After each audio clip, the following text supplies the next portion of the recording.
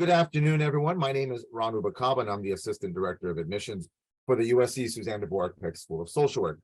Welcome to our second webinar of a six-part series, the Student Success Webinar Series, which has really been created to help you students transition into the School of Social Work, become familiar with important processes, key departments, and other available resources.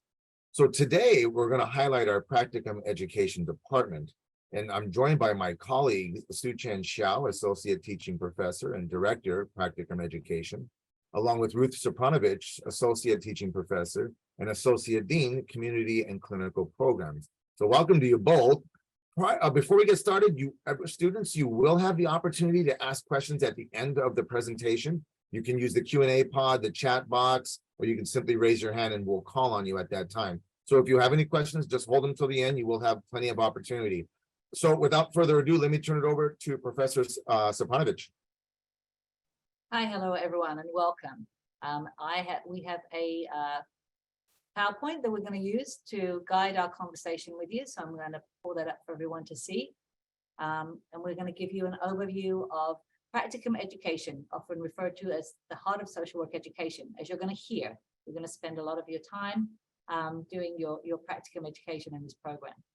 So I am Ruth Supranovich, and I'm Associate Dean of Community and Clinical Programs, and I'm a Professor of Social Work Practicum Education. In that role, I oversee a number of clinical programs that we have where several of our students complete their internships, as well as oversee the Practicum office, of which Dr. Hsiao is the director. Hold on one second and I will move us along. There we go. Sue, would you like to introduce yourself? Yes. Good afternoon, everyone. My name is Suh Chen Hsiao. I am a diehard Trojan, two-time Trojan. I'm an MSW graduate from this program way long time ago. So I want to welcome you to our program. And I currently serve as the Practicum Director and also Associate Professor for Social Practicum Education. And I oversee the placement process for both campus-based and also virtual program. And I'm looking forward to working with you on the placement process. Back to you, Ruth. Thanks. So as an overview, just to let you know what we're going to cover today, we're going to tell you, I'm going to provide like more of a broad overview of Practicum education. And then Dr. Hsiao will talk to you in more detail about what to expect and what's going to be expected of you. Okay, and then we're going to share some resources that will help you during your Practicum education.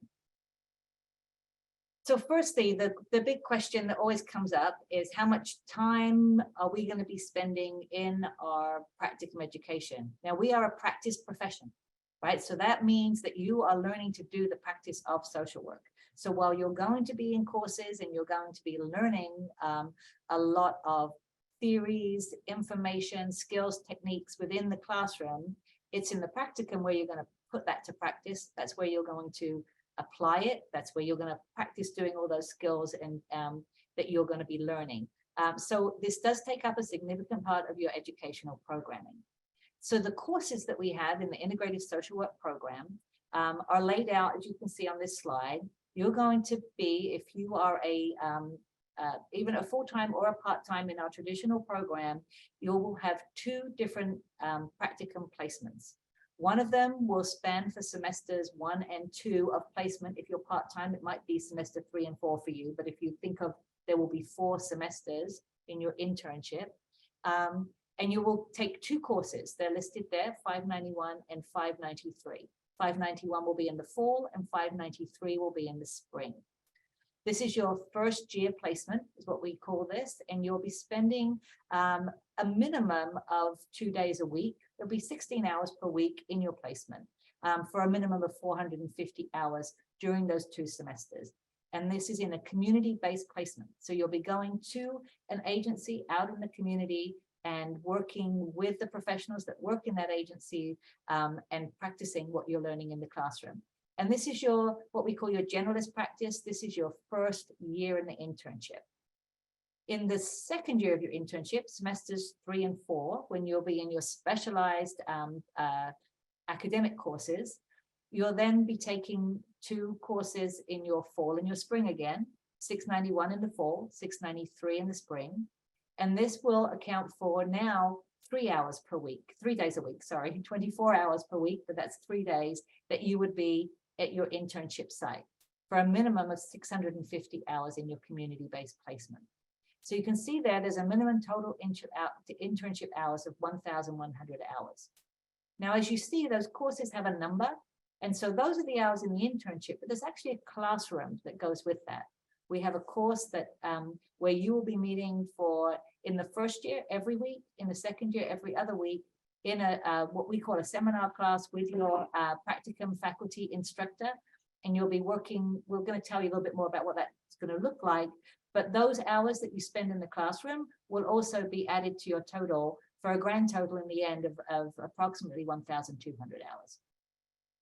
So the box that we have on the right-hand side of this slide is for anybody that there may be some of you viewing this who are in our Flex program, our Working Professionals program, where we actually only do one placement in the community-based agency, and the first semester is spent doing a virtual practicum.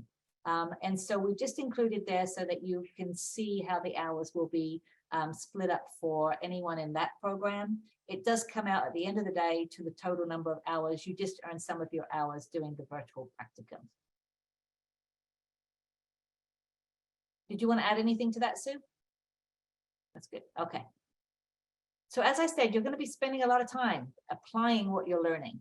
And we just put this little visual up here. I won't say these statistics are exactly accurate, but they're to give you a sense of how you're spending your total time in your MSW program. And you can see that 63%, this big dark blue section, is in practicum. This is a significant part of your education. This is where you're really going to be developing as a professional, and you're going to develop the skills, the confidence, and the competence to be able to, when you graduate, walk straight into the profession of social work. The practicum education is going to contain various elements. The integrated social work program really puts a focus on the micro, the meso, and the macro.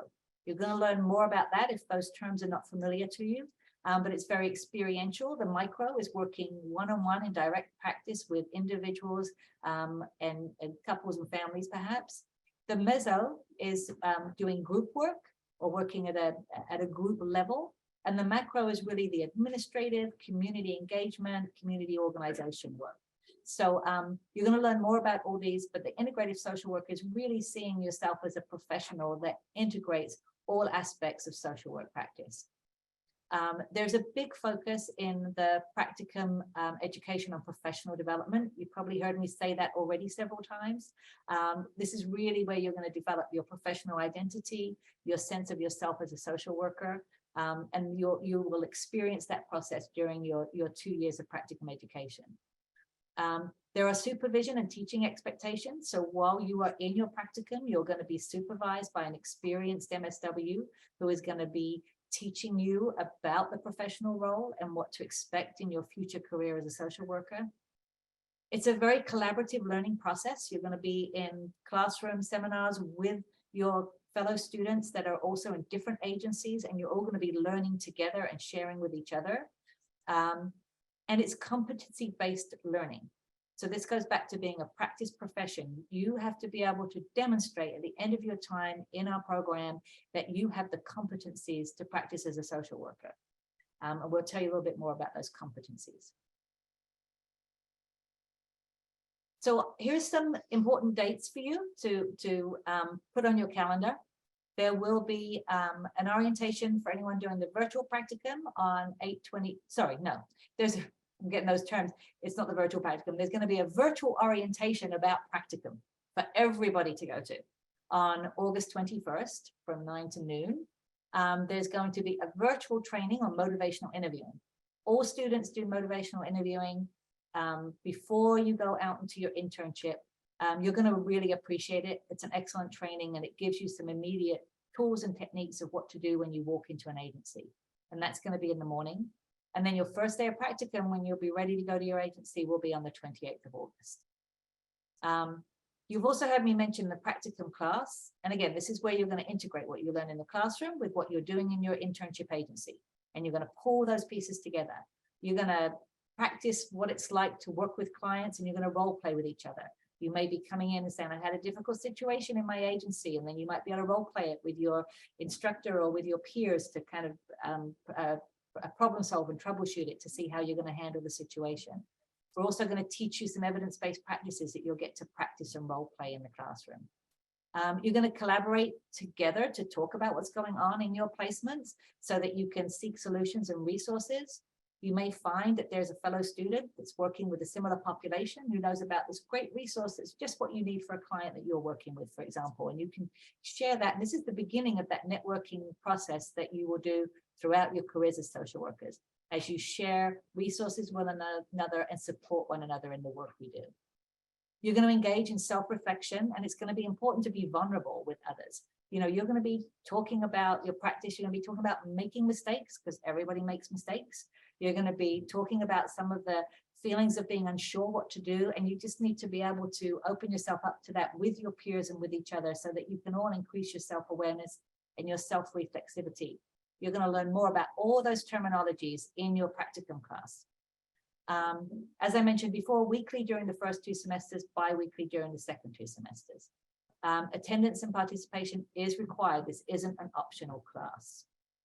Dr. Supranovich, if I can clarify, the orientation and training on those days are for incoming full-time student. Thank you. With the part-time or flex schedule student, all this will be taught during summer of 2024. Thank you. Thank you, Dr. Hsiao. So I mentioned the competencies. You're going to see these a lot once you start in practicum. This is how you're going to set up your learning plan for what you want to learn when you're in your internship. And this is how you're going to be evaluated and your ability to be able to demonstrate that you have these competencies. So I'm not going to spend time today talking about them in detail. I just wanted you to be able to see them. They also have been updated in 2022 with a new focus, or really an additional focus on racial justice and anti-racism, diversity, equity, and inclusion. So we've kind of highlighted where those additions have been made. But each one of these areas, you are going to have an opportunity to practice in your internship. You're going to have an opportunity to hone your skills in these areas and to demonstrate your competency, firstly at the generalist foundational level, and then in your second year at a more advanced level. So diversity and inclusion is really a very critical and important part of practicum education. We are training you to be anti-racist, anti-oppressive social workers that has, and we all have culturally based worldviews, and we hold assumptions, and this requires therefore self-reflexivity. So we know what our assumptions are and our worldviews are, so that we can come in then open to hear and learn about others. We need to understand our positionality and how that intersects with the clients and the communities that we're working with. And we want to recognize the intersectionality of our clients and the larger social forces that play on their lives so that we can be responsive, culturally responsive, which you're going to learn a lot about cultural humility, which is such a critical part of our practice. We're going to be preparing you to practice in multicultural settings and to work with diverse populations. So really diversity and inclusion, anti-racism, anti-oppression is going to underpin a lot of the work and the conversations that you'll be having in your practicum classes and in your practicum internship. So I'm now going to pass over to Dr. Hsiao because she's going to get into some nitty-gritty about what to expect. Now, I've given you the big picture of what you're going to be doing. She's going to let you know really how it's going to happen. Over to you. Thank you. Thank you, Dr. Supranovich. So the placement is really based on your location, your interests, and or your specialized track if you select one. If you can move to the next slide, please, Dr. Supranovich. So location, we try to really work with your home address or your residence within a 30 miles radius. Of course, we also look at the traffic because 30 miles radius could take you more than an hour. So we look at the traffic, where you're going from your home. So we try to look at the placement option that's available in your neighborhood. If you have any special accommodation that you need a different accommodation, please make sure to reach out to our Office of Student Accessibility Services. And then we will be willing to work with you and agency to find a mutually agreeable solution. And then your interest. I know your first year coming in, you might not know what specialization you might want to select. So based on your personal experience, your personal statement, your resume, our placement team really kind of look at what would be the best option, best placement for you. So we kind of look at that very carefully. So it takes time to really you also talking to the student individually and also creating what is your learning goal, what would be approximately best option for you for your first year placement. For your second year, you have a choice to select any of the track. You don't have to if you don't want to, but if you want to be specialized in certain area, so you can have integrated social work curriculum where you don't select any track.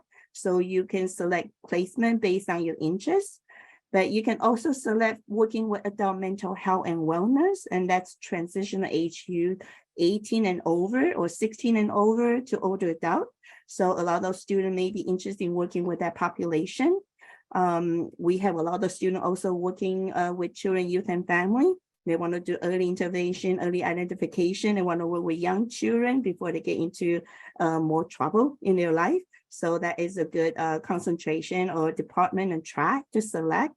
We also have a social work, social change and innovation. So macro level in your second year, it would be a little slightly reduced caseload, but you work more with the organization in their administration, needs assessment, community organizing, advocacy, or any kind of macro practice that you would like to experience. And we have a lot of agency, a lot of option for that. If you're interested in working in school, I know California, pretty soon the legislature is going to see if we can require every school district, every school to have a social worker. So this has been a very popular track. You need to be able to select a track to take the courses that support your working in K-12 schools, and also having 2 different populations so you can earn your credential while you're a student here with us. And then that would, really open up to your employment in the future if you're interested in working in the school settings. We also have a very specialized military social work. We have a lot of veterans and their spouses, their family, and they're interested in working with a veteran, active duty or, veteran family. So that is a population that we can really work with you to place you in those settings. Next slide, please. So I think we covered some of this component. So practicum is just not, I did 450 hours, I do 650 hours, I'm done. It's actually getting a caseload, really giving you the experiential learning. So initially you may go into the agency, they may start you with a learning agreement, giving you agency orientation, and may take between 2 weeks to 4 weeks. So you can understand the policy procedure. When you have a client that's suicidal or abused, what's the protocol? So you would learn all that protocol and policy during your first couple of weeks at the agency. And then agency will provide you, some agencies provide you some observation. You can go with the therapist or case manager to kind of observe, and then before they give you the case. So it depends on how you write up your learning agreement. It's like a learning agreement between you and the agency practicum instructor. That person is going to be your guide during your internship at the agency. So they will be helping you, supporting you, offering you all the training and supervision on a weekly basis so you can learn what the social role is in the agency setting. And then in addition, you have the seminar instructor, practicum education instructor. They will also support from the university level. So you have a support team to really making sure you can meet all the 9 competency from the Council of Social Education, and also the Code of Ethics from National Association of Social Workers. So those are the really 2 big components. How did you meet both competency and Code of Ethics? And this is really a shared commitment because it's between university, find your practicum instructor, academic advisor, instructor, also the agency, administrator, preceptor, practicum instructor. So this is really a shared commitment, including you, to develop that learning objective and learning opportunity for you. So we want you to be able to embrace, initiate a conversation, and really work on your learning agreement as you go into the agency for the first couple of weeks. Quality learning. I know some of the students may say, I'm working, I cannot do, during the day, but the best learning occurs from Monday to Friday, 8 to 5. Most agency practicum instructor that's going to supervise you on a weekly basis, they only work in their normal hours. We have very limited agency that can offer evening or weekend.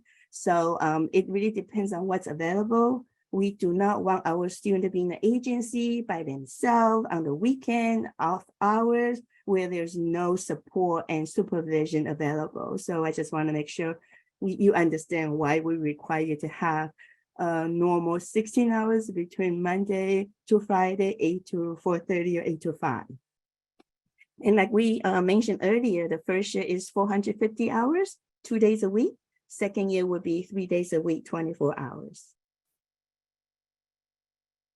Okay, so we may have some student, they may have some background issues. Most of our agencies require you to have fingerprinting, background screening, because they work with different populations, especially working with children and family. They really require you to have a clean record. So all that tests is going to be a requirement from the agency. USC does not conduct, or we do not require any background check on students upon their admission, but the agency may require you to comply with the agency policy. So it's really important that you understand when the agency, when you have a pre-placement meeting with them, ask for those questions. Some of them may already submitted their requirement, we may know, but I think it's always good to ask that question openly. Do you require criminal background check? Did you require drug test, TB test? Proof of vaccination. Some agencies still want COVID vaccination. And then some may ask you to do driving during the internship hour to different training or maybe home visit, or if they require any more medical exams. So those are the good questions to ask when you have a pre-placement meeting. So all the costs, it's going to be, you're going to be responsible for them. We do not support or pay for any of those clearance. So I just want you to be able to plan in advance financially how that's going to work within your financial package or whichever you will need to make sure you have the support. But you are paying for the malpractice insurance upon admission. So that commitment deposit, if you pay, is going to cover all your 4-semester malpractice insurance. So while you register for practicum courses in the internship, you are covered by the university for your malpractice insurance. As long as you do what you're supposed to do as a social work intern, and you're covered. So if you're interested with any resources, I know some of the students may have some background questions. There is some resources. We have our Enchant Scholar, which is our own student organization that work with any student that may have some lived experience. You're welcome to reach out to them. They will offer you individual coachings or support, whichever resources that you need. Our NASW Council Rehabilitation and Inclusion also have a lot of resources there. So those are just for you to reference to review. Next slide, please. So how are you going to prepare a pre-placed meeting?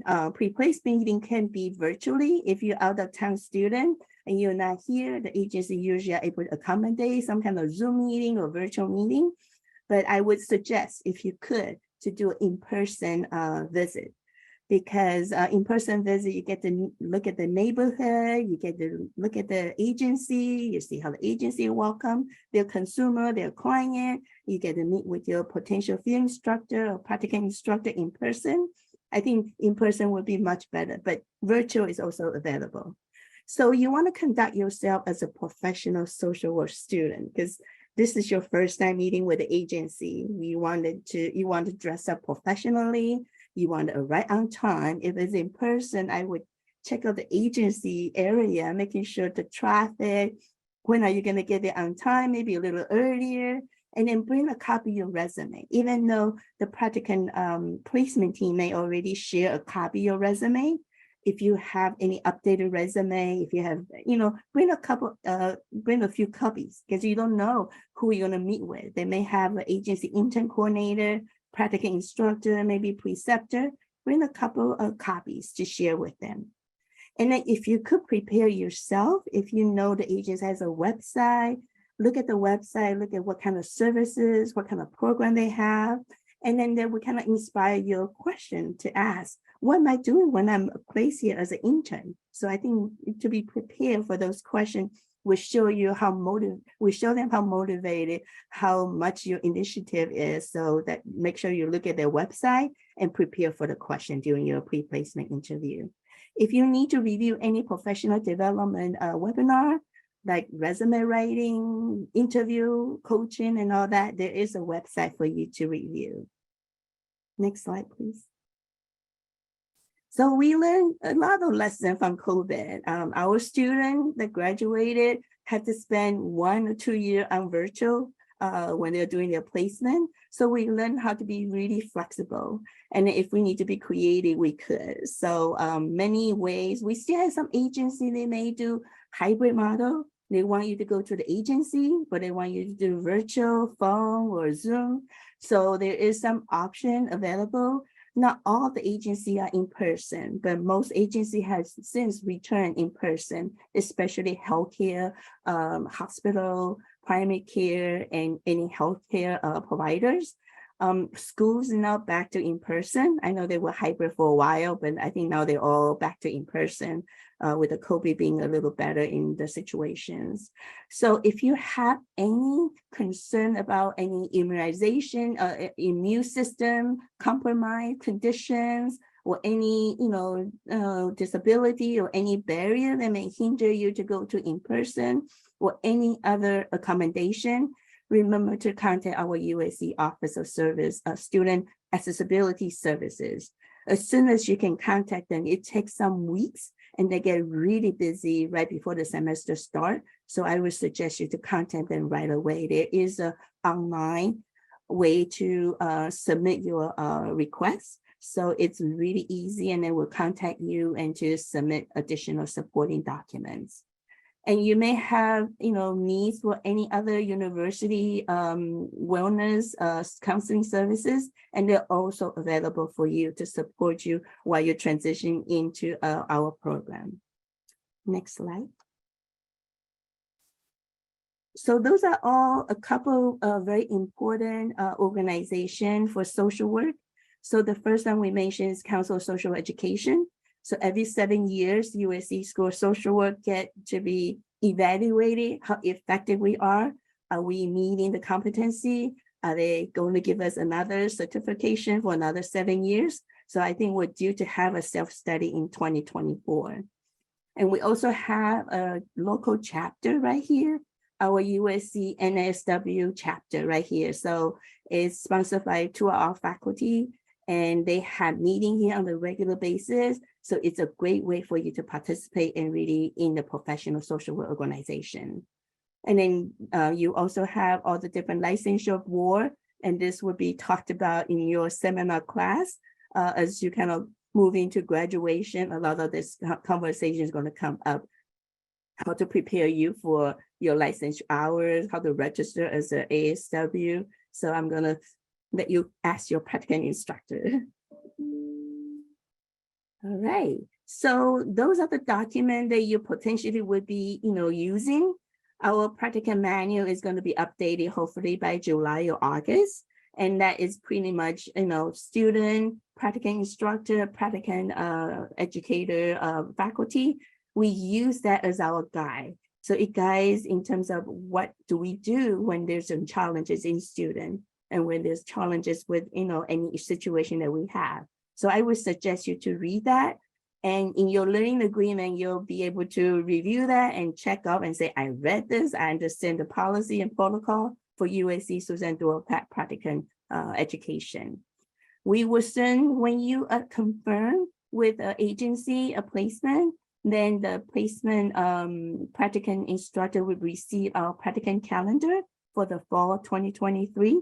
So we outline when you're going to start your practicum, when there is a holiday, and when is the semester end.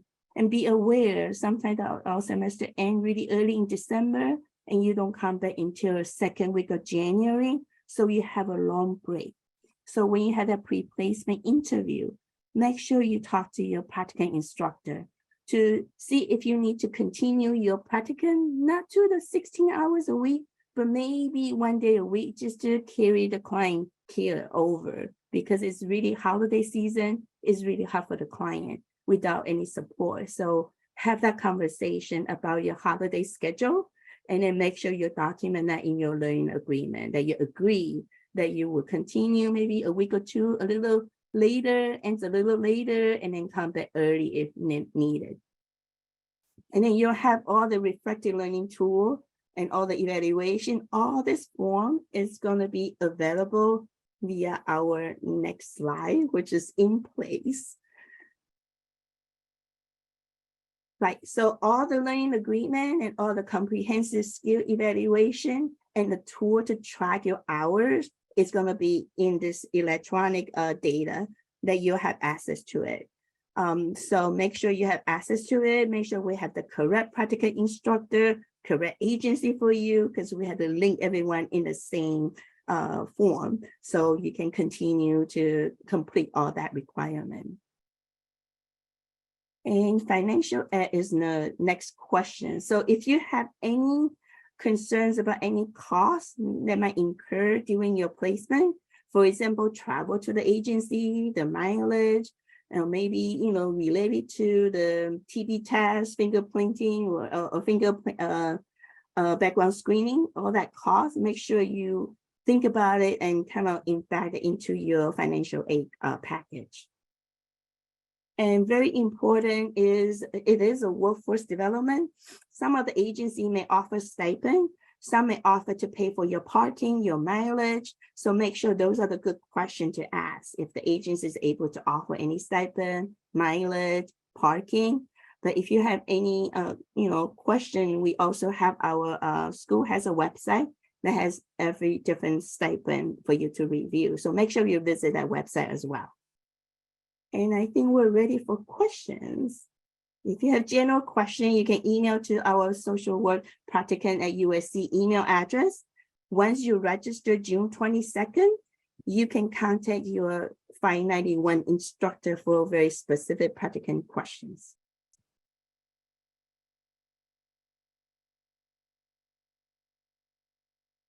Suh Chen, while we're waiting, I see a question here in the Q&A pod. So let me start off with asking that question here. For my current job, we receive a reimbursement for mileage. Such if I do a client home visit, does the internship provide mileage reimbursement? Okay, it depends on the agency. Not all agencies require students to do home visit. So when you do your pre-placement interview, ask the question. Some agencies just want you to be in one location. You don't have to go anywhere. Some school district, they may require you to do home visit with their social worker or PSA counselor, and you may able to write with them, or they require you to write on your own. So you need to ask that question. Not all agencies offer that. Next question they're asking, will this recording be posted? If so, where? I'm going to drop that into the chat box. So it is, I just provided that link there. It will be on our website. Again, once the IT folks do what they need to do, we'll get that onto the website, but the website is there now for you. Next question is, from my understanding, for part-time working students, practicum won't start until the second year. Right, so for the working professional, the part-time student, you'll take a virtual practicum course in the summer, where there's an actor that comes in, taught by a practicum instructor to learn all the 3 evidence-based interventions. And then while you're in that course, or before in the spring, then we will start working on your placement, community agency placement for the fall. So you'll be in fall 2024, spring 2025, summer 2025. So you have that 3-semester agency placement starting fall 2024. Excellent. Do we also have people that will be doing part-time but not doing the virtual practicum? Correct. Yes. Oh. So It could happen. yeah, so for you, you're going to have your first here the fall and the spring. You'll just be doing some academic courses, and you will not start in your practicum until the fall of 2024. And so we'll be look for your first placement next summer. Next question is, who should we reach out to see if our current place of employment would qualify for placement? You can email SSW Practicum. We have a POE, placement and appointment application. It takes about 6 to 8 weeks to approve it, because once you and your current supervisor or agency complete it and sign off, agreed on this, then you would send us the completed application form, and then we'll assign a practicum faculty to approve it. We'll meet with your current supervisor, your potential practicum instructor, and you. We want to clarify making sure they can offer you all the competency-based learning opportunity. So it's going to take some time. If it's a current placement that we have, that would be, I know, a little faster. But if it's brand new agency, we have to go through the MOU, the agreement, affiliation. So it's going to take some time. And I did drop the email address, sswpracticum@usc.edu in the chat box. So take note of that, please. Holly is asking a question. For the first year, do we automatically get placed in a practicum, or how do we go about that process if not? Also, by when do we need to be placed in practicum? So our placement team is meeting tomorrow. So we're going to start our process, and we were going to call the student to make sure you complete your practicum form. There is a form that's required for you to complete, and then we ask for your personal statement and also all the information that we needed. So I would encourage everyone to please complete that practicum form as soon as possible. And we will use that. And then when we have any question, we would love to reach out to the student to clarify, because sometimes information is not complete or not comprehensive. So we would like to kind of call up and talk to you and kind of figure out where and how. So that's probably the best opportunity for you to talk to the placement team about any concern, any questions, any, maybe special kind of needs. We would try, but we would not be able to accommodate everything unless you have a special accommodation from the university. I would just add to that we have a large pool of placements that are identified as either good for first year or second year students. And so you're not required to look for your own placement. In fact, we encourage you not to do that, because we, as Dr. Hsiao mentioned, we have to have an affiliation and agreement, and we have to make sure that there's the learning opportunities that are required to demonstrate the competencies. But certainly when you get that call from from the person who'll be working on your placement, you can share with them if you have suggestions, ideas, or sorts of things you're interested in. But I would also encourage you to have an open mind, and maybe you always imagined yourself doing one thing and they suggest something else. That social work's a very broad profession, and your first year is kind of an opportunity maybe to try something you hadn't thought of, and then you can focus on what your area of specialty in your second year. So but I did just want to clarify, you don't have to find your placements. We do that for you. So the placement process, we had to approve the agency, we have to approve the practicum instructor. There's minimum requirement. So every agency we place you has been through that vetting process. I just want to let you know that we do a lot of background work before we place you in any agency. Let's see, this next question is asking Dr. Hsiao, can you please repeat the important dates that we need to attend that's mandatory? I'm thinking those were the training sessions that you might have mentioned early on. Yes. We'll get those up right now. Yep. Yeah, so Dr. Supranovich mentioned August 21st, which is the first day of your fall semester. That's when you're going to have a field or practicum orientation. I don't know specific the time, but your 591 instructor is going to send you an email confirming when they're going to do the virtual practicum orientation. So reserve that morning, August 21st. And then 21st, I'm sorry, 21st, you said? Yes. I yes, put August- 8/24. I'm sorry, I'm gonna correct that. 8/21. Yes, 8/21. And then the next training is on that Wednesdays. That first week you are not in internship yet, so we do a lot of training that week. So the second mandatory training is motivational interview, which is on Wednesday, August 23rd, which is 9 to 1, I think. But I will reserve the whole, at least 9 to 2 or something, so you won't miss any of that. And then August 23rd is motivational interview, yes.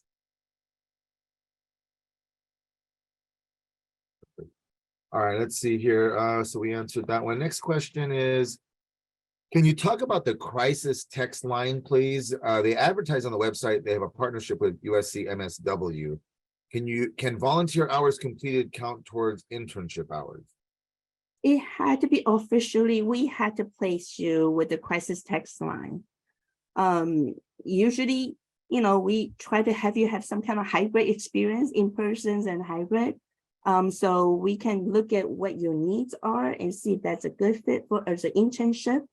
But the volunteer hour does not count towards your credit internship hours. It has to be officially placed with the agency that we approve. When do we get an advisor, and will they contact us, or should we contact them? I'm not sure who's asking this question, but advisor, what you have an Placement admission. team? I'm sorry. Is it placement team? So tomorrow the placement team is going to meet, and once we get the list, they're going to divide up which student they're going to be assigned to. So hopefully in 2 weeks, we want to make sure you register. June 22nd registration, right? Yes. And I know Go ahead. you said the word advisor there, but our practicum faculty are the ones that do the placement. So it may not be the person that ends up being your instructor for your seminar, but it is our practicum faculty that spend their time over the summer matching and doing the placements. And just keep in mind, incoming students, I know this was mentioned, incoming students, you just need to complete the practicum placement form. That will initiate everything that this wonderful department has to do to get all their work started. And then they'll begin reaching out to students when things are getting closer, when things are needed, and you'll be notified of your practicums, sometime throughout the summer. But students, what's most important for you is to complete that form. We did have a number of students that were missing that form. So it's important for 2 reasons, obviously to get placed into your internship, but it's also required to clear you for registration. Dr. Hsiao just mentioned about registering for classes. You cannot register for classes without having this form in. So it clears you for registration, and then it allows the practicum education department to be placing you in your internship. So very, very important to do that. Let's see here. Go ahead. I have just one thing to add. If you are out of town student, if you're moving, we need your current address. We would not be able to successfully place you if you are not sure where you're going to live. So that is crucial because we need to know your location for sure. I do want to add to that, Dr. Hsiao, because this form is used for 2 reasons, placement and for registration. I would add, if you're out of town or you don't have your residence, complete it so that we can clear you for registration, but you will need to email the SSW practicum@usc.edu when you have an updated address. They've been doing this many, many years. When they see the out of town address, they're not going to place you. They're going to reach out to us and they're going to let us know. We're going to let you know. So for 2 reasons, clear yourself for registration, get that in. But if you're out of town and you have to update your address, please inform the practicum education department at that email that I provided at that time. This way we don't want to push one off for the other. It's important. Our job is not done until we place every student. So we're going to be working really hard. Let's see here. If you're awarded the LA DCFS stipend and internship for your 2nd year, will the 1st year internship be related to that internship? Yes. Yes. Yeah, we're specifically will place you at an agency that's serving children and families that are somehow intersect with DCFS. So it won't be at DCFS itself, but it will be at one of the community-based agencies that serve those families. So that, and that's a really good experience for you then when you go to DCFS, because you'll have an idea of what it's like for those families when you as a DCFS worker will be referring them out to those agencies. Ron, I think we skipped a question on work study. Oh, over there. I'm sorry. Can we get work study for tuition from our internship hours? So it's a little bit complicated for first year students, since we don't know when you're going to be placed and when they're going to award a work study fund. So it may be delayed, but yes, if you approve a work study, if your agency sign a contract with the university, yes, you can use your internship as your work study site. I think But it's about important. It's important to note that I think oftentimes students have learned that their agency is participating, you know, the stars have aligned. However, when we look at the FAFSA, the student has not checked that box that says they're eligible or they want to participate in work study. So again, student, if you're interested in work study, what's most important is that you double check your FAFSA and make sure you check that box that says, I'm interested in work study. Check that box. If you didn't do it, or you're not sure you did it, you can go back into your FAFSA and you can update that. But that definitely needs to be checked in order for any of this to happen. And students often find out when it's too late that they didn't check that box, and then financial aid has to put you off and it could cause delays. So if you're interested in work study, check that box. And then the rest of it, as Dr. Hsiao mentioned, things will fall in place and you'll be notified if that is a possibility. Let's see, next question. I answered that one live. On the PPS track, would the practicum placement be catered towards that? Yes. So if you're selecting a PPSC, which I had the pleasure to work with L Unified for 10 years, you would be placed in a school district where you can work with 2 different populations and to earn your credential. Yes. Thank you. Will we be working at the same placement for the entire year, or will we get placement each semester? Great So question. you have 2 placements, 1 for 2 semesters. So your first year will be 2 semesters, 30 weeks. And then your second year is similar structure. So 2 placements throughout your MSW program. These last 2 questions are somewhat related. The practicum form for working professional students, flex students, won't be sent until closer to summer 24. And then for flex students, do we need the placement form for classes? I'm going to answer the last one first. You do not need to complete, if you're a flex part-time student, you do not need to complete the placement form at this time. The practicum department will reach out to you at the appropriate time. The first question, practicum form for working professionals won't be closer until summer. Yes, again, Dr. Hsiao, her department, they're going to reach out to you when it's time. So yes, you'll be cleared for registration without that form, part-time students. Mm-hmm. The only students that need that are the full-time 2-year, 4-semester students. You will not be clear for registration without that form. Everybody else, you will be. All right, so we answered those 2. I think that was all we answered in the Q&A pod. We still have a few more minutes. Does anybody else have any other questions? You can raise your hand, drop it in the Q&A pod or the chat box. Take a look at that chat box. I did drop a number of resources in there. The placement form is there. Very important email address, sswpracticum@usc.edu. You should all be putting that into your organizer, your email, wherever that you store that. That's an important email address that you will need moving forward in the 2 years or 3 years that you're here. We dropped the OSAS, the Office of Student Accessibility Services, link in there as well. So if you need that department's resources, it's there. We put a link for the various tracks. What else here? Oh, can I just pretty quick on the track? So the student, first year student, full-time student will have a chance to select the track, I think in January or 2024. Then we will know how to work with you on your second year placement process. So the selection of the track will be occurring in January, and then we'll have information about second year placement somewhere in February and March. You'll be going out to interview multiple different agencies between March and May to determine where your second year placement would be. And I know many of you have selected a track on the application. It does ask you. However, as Dr. Hsiao had mentioned, that's not the final. And I think Dr. Supranovich mentioned this earlier. Many of you are going to change your minds. I've seen it happen. I've been here for 7 years now, and I've seen it happen every year. Students come in and they're set on a particular path. And then once they get exposed to all this, that path changes, the track changes. So as it was mentioned earlier, be open, have an open mind. But track a little bit later, practicum placement form, full-time students, we need that ASAP, please. Let's see, I think something else came in the Q&A pod. If we're having issues activating or getting our USC email to work, who can we contact? You're going to contact me for that. We'll get started here. And then if we might have to refer you out to IT or others. But you can start with me. I'm going to put my email address there, my phone number there as well.